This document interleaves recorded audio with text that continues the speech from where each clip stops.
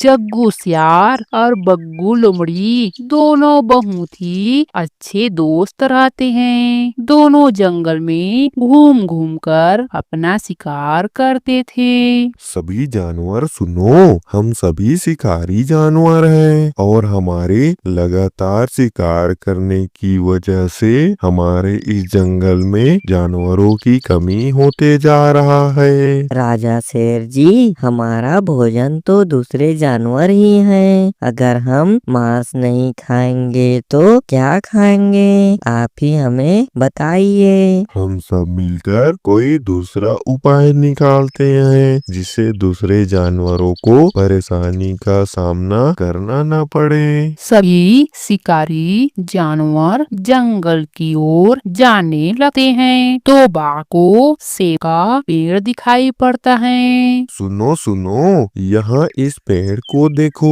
इस पेड़ में ताजा ताजा फल है। इसे खाकर हम अपना भूख मिटाने की कोशिश करते हैं। सभी पेड़ में चढ़ जाते हैं, फिर सेब की फल को खाने लगते हैं। टूनी दूर से सभी को देखती रहती है। कालू भैया, मैंने आज सभी शिकारी जानवरों को सेब की पेड़ में चढ़कर सेब खाते हुए देखी। तुम ये क्या बोल रही हो टुनी? भला सभी शिकारी जानवर एक साथ मिलकर सेब कैसे खा सकते हैं? टूनी उड़ती हुई वापस अपनी घोंसले में आ जाती है। मम्मा, आप इतनी समय तक कहाँ? हमें बहुत जोरों की भूख लग रही थी।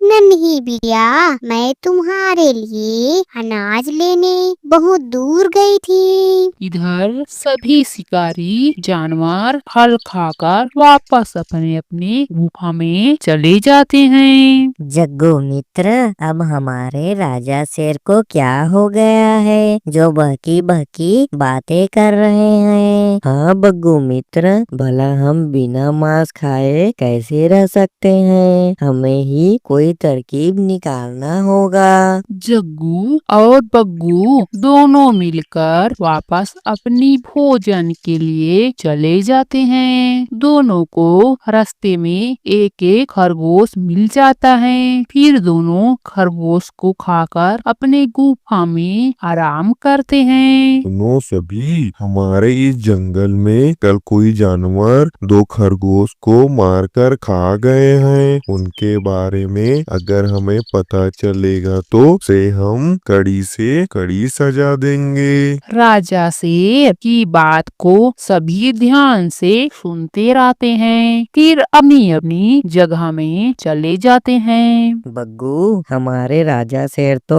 अब एकदम सख्त हो गए हैं। अगर उन्हें हमारे बारे में पता चला तो हमारा खैर नहीं है। तुम चिंता मत करो, किसी भी जानवरों को कुछ भी पता नहीं चलेगा। अब चलो शिकार करने के लिए।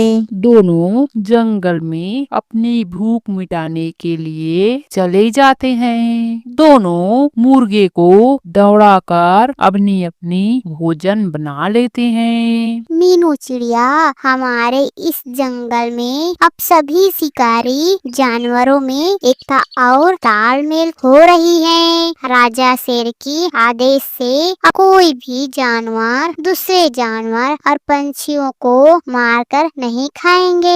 लेकिन टूनी, आज ही इस जंगल में मुर्गे मरी पड़ी थी और तुम यहाँ बात बोल रही हो। हमें पता लगानी होगी कि हमारे इस जंगल में शिकार कौन कर रहा है। इसके बाद दोनों जंगल में घूमने के लिए निकल जाते हैं। तो जग्गू और बग्गू दोनों मिलकर गधों को मारकर खाते रहते हैं। टूनी देखो, यहाँ तो जग्गू और बग्गू मिलकर गधों को खा रहे हैं। अगले दिन फिर जग्गू और बग्गू हिरण को मारकर खाते रहते हैं। उन्हें टूनी और मीनू फिर देख लेती हैं।